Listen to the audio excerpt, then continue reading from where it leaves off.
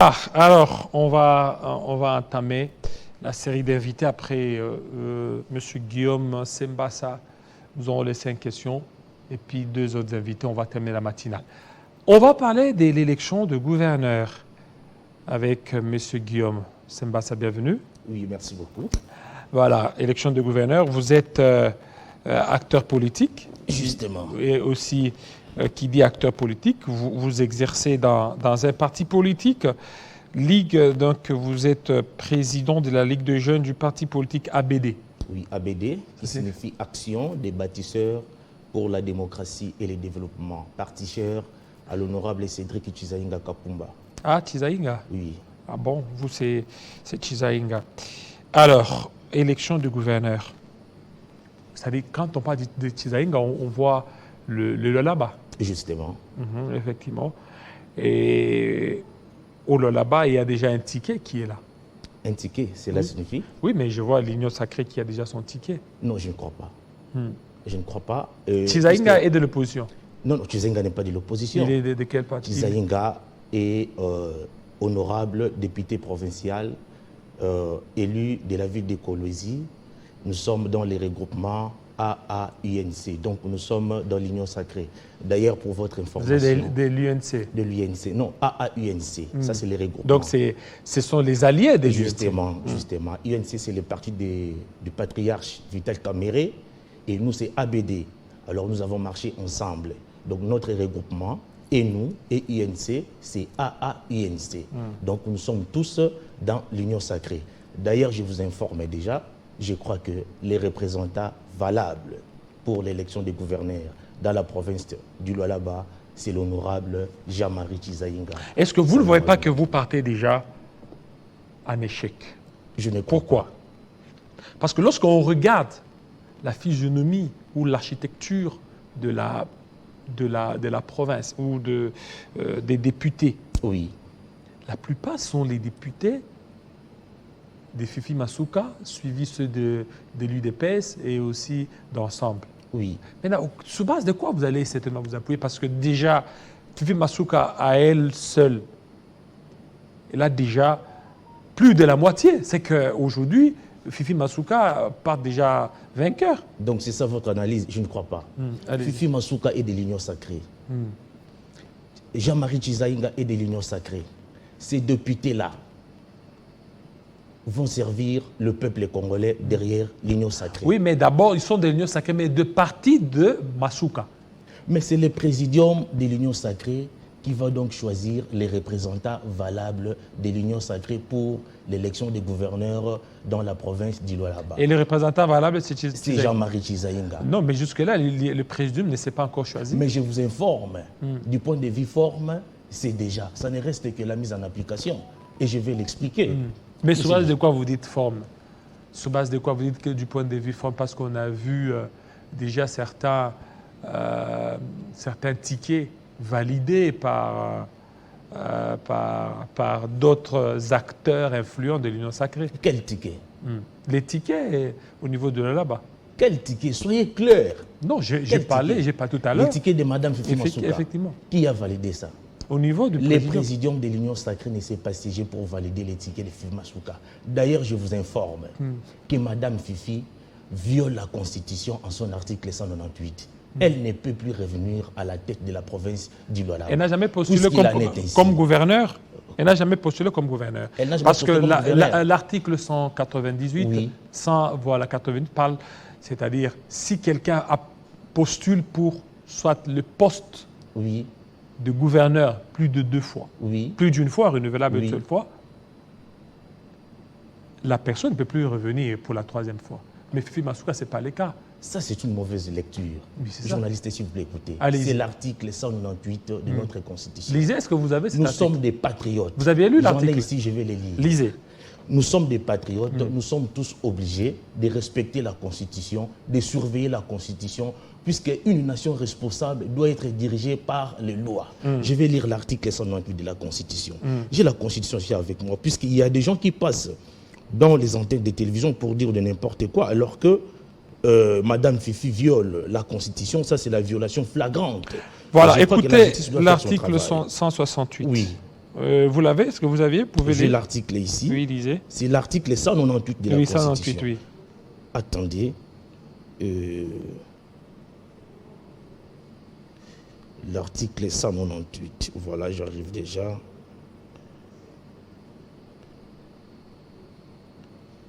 Voilà. L'article 198 de la Constitution. Alinéa 2.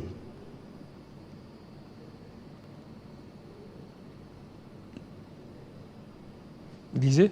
Oui, je me perds un peu. Voilà, les gouvernements provinciaux est composé d'un gouverneur, vice-gouverneur. Voilà. Non, c'est le premier alinéa. Oui. Les gouverneurs, je lis bien, les gouverneurs et vice-gouverneurs. Ça, c'est la mauvaise lecture que vous faites là. La Constitution est claire et on n'a pas encore révisé la Constitution.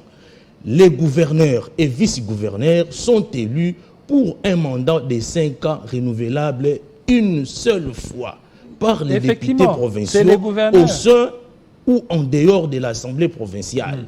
Ils sont investis par l'ordonnance du président de la République. Effectivement, on dit les gouverneurs et les vice-gouverneurs. Ça a toujours été ainsi. Maintenant, le problème, c'est quoi? C'est les gouverneurs. Si maintenant le vice-gouverneur veut devenir gouverneur, non, il va aller dans ce sens-là. On doit toujours interroger la Constitution. Elle est claire, on n'a pas encore révisé. Oui, mais jusque-là, sur cette question, la Constitution n'a encore rien dit. Non, la Constitution est claire. Parce que la Constitution la Constitution dit le gouverneur et vice-gouverneur sont élus pour un mandat de 5 ans. De 5 ans, renouvelable une seule fois. Voilà. Le gouverneur. Alors, dès lors que, c'est-à-dire, si vous êtes gouverneur, vous êtes élu pour un mandat de 5 ans renouvelable une seule fois. Vous partez. Si maintenant, il arrive que le vice-gouverneur veut devenir gouverneur, c'est faux. Vous allez faire quoi? Non, c'est faux et archi faux. On dit d'ailleurs les tickets. Les gouverneurs ne peuvent jamais postuler seuls. Vice-gouverneur aussi ne peut jamais postuler seul. Donc c'est les tickets. Ils marchent ensemble. Cette candidature-là, on appelle ça les duos. Vous comprenez? Donc, les gouverneurs et les vice-gouverneurs sont élus pour un mandat de 5 ans. Une seule fois renouvelable. Fifi Masuka, Papa Mouyej ne peuvent plus revenir à la tête de cette province. Est-ce que Fifi Masuka, ça, c'est la violation flagrante de la Constitution. a fait 2 mandats? Elle a fait 2 mandats. Est-ce que je peux les justifier? Allez-y. Lors du découpage territorial, les grands Katanga étaient répartis en combien de provinces? 4. Au Katanga, Lualaba, Lomami et Tanganyika. Vous êtes d'accord avec moi? À l'époque, c'était les tickets de Moïse Katumbi Chapwe.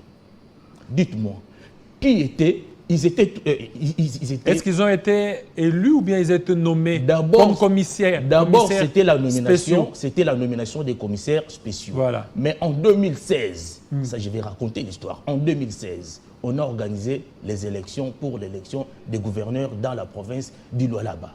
Papa Mouyej, qui était déjà commissaire spécial, était passé candidat gouverneur. Fifi Masuka était son vice. Vous comprenez? Et c'était les tickets, les duos. Mais et là, c'était en 2016. C'est le premier mandat. Je vais terminer mon explication. C'est le premier mandat. Vous voyez, on ne peut pas refuser. C'est le premier mandat. Nous sommes arrivés en 2018. Fifi Masuka et Papa Mouyej sont réélus. Et c'est ça donc le deuxième mandat. Donc, les deux ne peuvent plus revenir à la tête de la province du Lualaba. C'est faux et archi faux. Cette lecture-là que vous faites, que comme elle était vice, elle peut revenir comme gouverneur, c'est faux. Et je ne crois pas que le présidium de l'Union sacrée va accepter Fifi Masuka, qu'elle soit représentante. Non, mais comment les présidiums... Donc, c'est comme si le présidium est au-dessus des textes. Il faut aller dans le sens des textes. Les présidiums... Puisque la dame a déjà commencé à faire des défilés derrière le président de l'Union sacrée. C'est pourquoi je parle du présidium. Et ce sont des défilés inutiles. Elle ne va pas aboutir.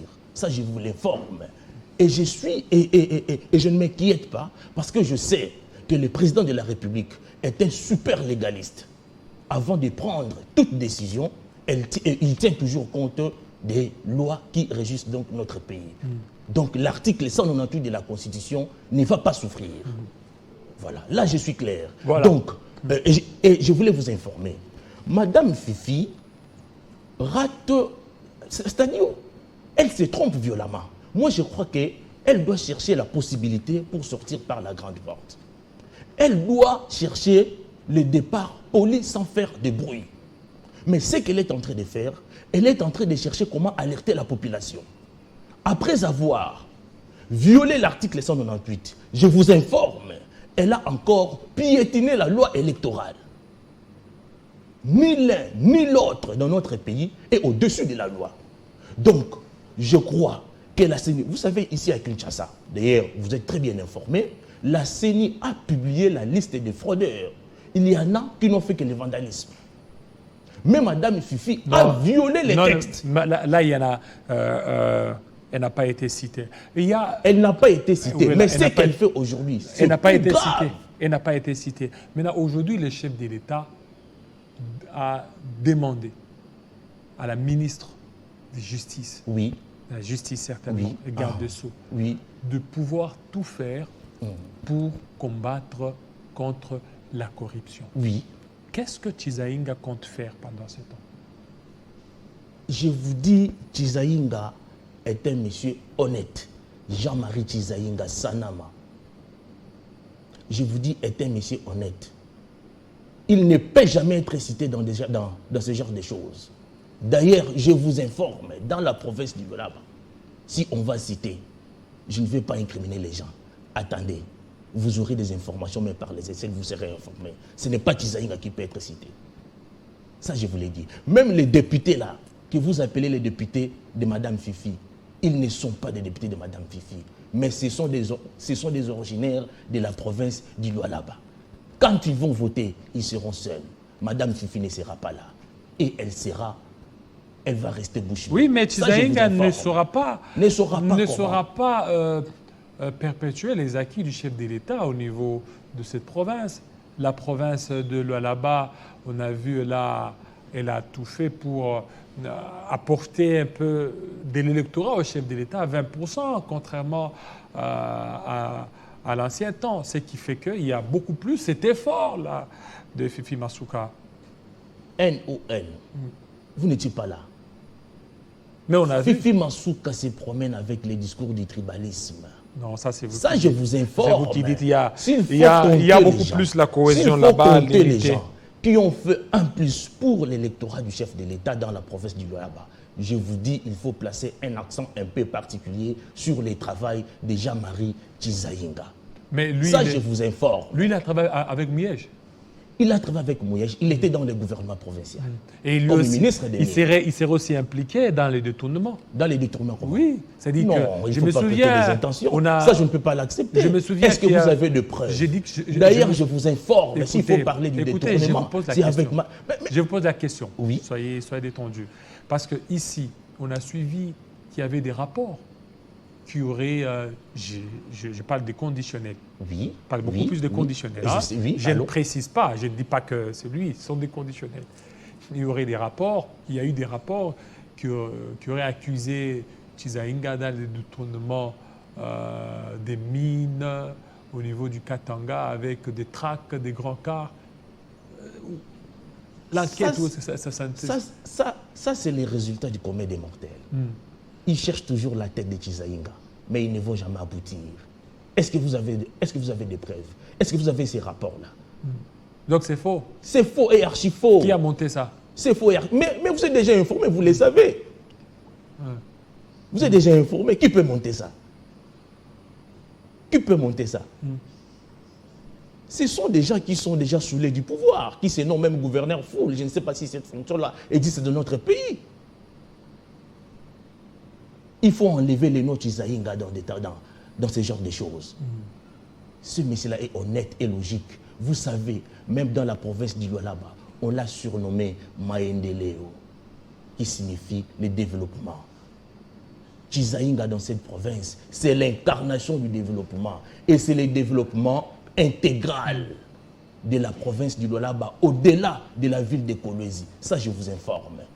Puisque lorsqu'on parle aujourd'hui de la province du Lualaba, les gens placent toujours l'accent sur la ville de Kolwezi. Mais ce n'est pas seulement ça. Le Lualaba, ce n'est pas seulement la ville de Kolwezi. C'est pourquoi avec Chizaïnga, je vous dis, c'est l'incarnation du développement intégral de la province du Lualaba, au-delà de Kolwezi. Ça, je vous informe.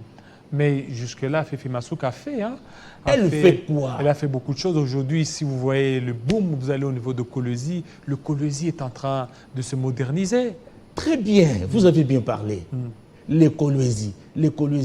Mais, monsieur le journaliste, le Lualaba n'est pas seulement la ville de Kolwezi. Laissez-moi parler. Je fais une recherche scientifique ici. Allez-y. Allons. Le Lualaba n'est pas seulement Kolwezi. Le Lualaba, c'est Muchacha. Le Lualaba, c'est aussi Lubudi. Le Lualaba, c'est aussi Dilolo. Le Lualaba, c'est aussi Sandoa. Le Lualaba, c'est aussi Kapanga. D'ailleurs, du point de vue superficie, la ville de Lualaba est petite. La première ville qui est très vaste, le premier territoire plutôt qui est très vaste, c'est le territoire de Dilolo, qui a 25 648 km². Même en termes de population, il n'y a pas seulement la ville de Kolwezi. Nous avons aussi la ville de Kapanga, qui est très peuplée. Vous voyez, en termes de démographie. Lorsque vous parlez de Madame Fifi, la gestion de Madame Fifi, vous ne faites que parler de la ville de Kolwezi. Et là, je vous dis, c'est l'expression de l'incompétence qui s'est volatilisée sur la gestion de la province du Lualaba. Puisque le gouverneur doit être là pour diriger toute la province et non les chefs liés. Vous comprenez? Aujourd'hui, la province du Lualaba a deux faces. Vous qui êtes ici à Kinshasa, qui n'habitez pas le Lualaba, vous voyez un Lualaba rayonnant par les voies de communication numérique et des chantages médiatiques qu'on vous montre ici. Ça, c'est la première face. Mais la deuxième face, c'est pour les gens qui vivent dans la province du Lualaba. Ce sont eux qui sucent la pierre du piment sur tous les plans, sur le plan social, même sur le plan éducationnel, il n'y a presque rien. Il y a des écoles qui s'écroulent là-bas, vous êtes informés. Oh là là. Mais je vous dis, tout ça, c'est parce que vous pensez que les Lualaba, c'est la ville de Kolwezi. C'est faux et archi-faux. C'est faux et archi-faux. La ville de Kolwezi est une portion de terre, d'ailleurs très petite. Et à Sandoa, il y a rien qui est fait. Quand vous regardez Sandoa, c'est 25 337 km². Vous voyez? Si je peux hiérarchiser, le premier territoire, c'est Dilolo. Deuxième territoire, ça c'est en termes de superficie. Deuxième territoire, c'est Kapanga. Troisième territoire, c'est Sandoa. Quatrième territoire, c'est Lubudi. Cinquième territoire, c'est Muchacha. La ville de Kolwezi, c'est à la dernière position. Mais lorsque vous parlez... c'est la capitale. Lorsque vous parlez... C'est les chefs, je ne refuse pas. Mais lorsque vous parlez de Madame Fifi, vous ne faites que placer l'accent sur la ville de Kolwezi. Or, les gouverneurs des provinces sont là pour diriger toute la province et non les chefs liés. Donc, cela justifie déjà combien Fifi Masuka était incompétente dans la gestion de la province du Lualaba. Pourquoi? Parce que sa gestion s'est arrêtée dans la ville de Kolwezi au lieu de diriger toute la province du Lualaba. Mais quand même, il y a cette volonté. Ceux qui vont à Sandoa, ceux qui vont à Dilolo, donnent des bons témoignages. Mais je vous informe déjà, même dans les chefs-lieux de la ville de Kolwezi, je vous dis, il y a des chantiers inachevés. Mais quand même, il y a des chantiers. Il y a des chantiers inachevés. Mais il y a quand même chantiers. Mais qu'est-ce que la population va par faire rapport à d'autres Vous construisez une maison, et plutôt par rapport à d'autres, vous ne mettez pas la toiture, comment va habiter la maison? Comment? Quand vous prenez l'entreprise qui gère la passation des marchés du gouvernorat, vous donnez à votre fils biologique, pensez-vous que les chantiers seront achevés? Mais il y a des choses. Vous, ici à Kinshasa, c'est les chantages médiatiques. C'est la communication numérique à travers les réseaux sociaux, WhatsApp, Facebook, etc. Mais les gens qui sont là dans la province du Lualaba, je vous dis, ils sucent la pierre du piment sur tous les plans. Sur tous les plans. C'est pourquoi je suis en train d'exhorter les députés provinciaux de la province du Lualaba.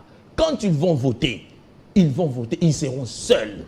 Voilà. Qu'ils puissent exprimer le patriotisme.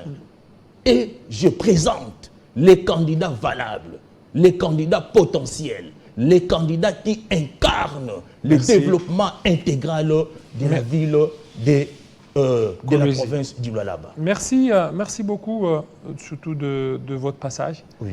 Merci, président de la Ligue des jeunes de l'ABD. Oui, Guillaume Sembassa. Guillaume Sembassa. Merci à vous. surtout de votre passage. Alors, de l'autre côté, Tamboa, héritier, pour la première livraison d'informations.